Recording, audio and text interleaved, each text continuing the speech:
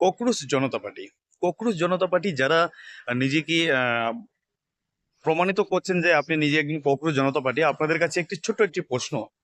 আপনারা পৃথিবীর জন্য কি করতে পেরেছেন? কোথাও একটা গাছ লাগাতে পেরেছেন আজ অব্দি?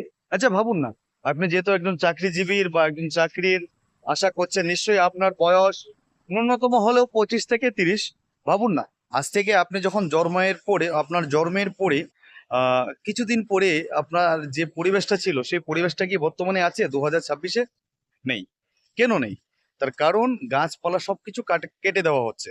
গাছপালা কেটে দেওয়া হচ্ছে, বিভিন্ন ফ্যাক্টরি, বিভিন্ন কোম্পানি, হ্যাঁ, সেটা দিন দিন পৃথিবী এগিয়ে যাচ্ছে, সমাজ এগিয়ে যাচ্ছে, সেটা ঠিকই।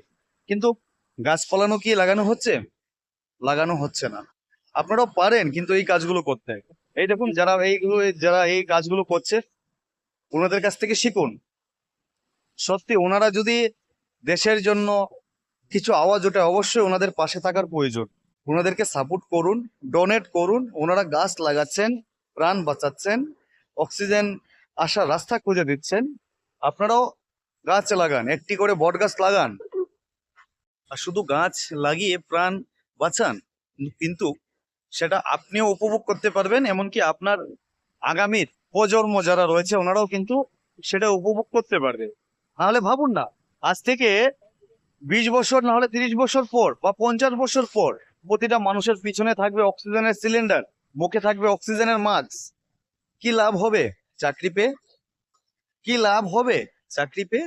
আপনারা কি, সবাই বলছি, আপনারা সবাই কি এ প্রকৃতির সাথে কি জড়িত রয়েছেন? নেই। একটু পড়াশোনা করে নিলাম আর এই আমাদেরকে চাকরি দিতে হবে, সেটা কি হয়? আগে নিজের পায়ে দাঁড়ানোর চেষ্টা করুন। এবং আপনি এখন থেকে চেষ্টা করুন, আপনার প্রজন্ম কিভাবে চলবে। এক থেকে শুরু করুন, দেখবেন অটোমেটিক 100-তে অবশ্যই গিয়ে পা লেগে যাবে। যদি কথা কিছু ভুল বলে থাকি অবশ্যই জানাবেন।